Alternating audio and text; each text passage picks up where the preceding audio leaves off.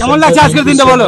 আজকের দিনটা এত ভালো লাগছে, এত মানুষ উৎসাহ, যে এত সকালে উঠে তারা রান করতে এসছে, এই জন্য আমরা প্রাউড ফিল করি। আমরা কলকাতা পুলিশে চাকরি করি, আমাদের এটা ম্যারাথন, কলকাতা পুলিশের সেকেন্ড ম্যারাথন।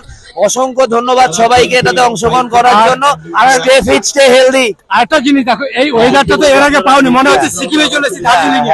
এই দার্জিলিং এর মতো মানে কুয়াশার মধ্যে দৌড়াচ্ছে, কেমন লাগছে? দারুণ লাগছে, অসাধারণ লাগছে। এই জিনিসটাই মানুষের রেগুলার করা উচিত।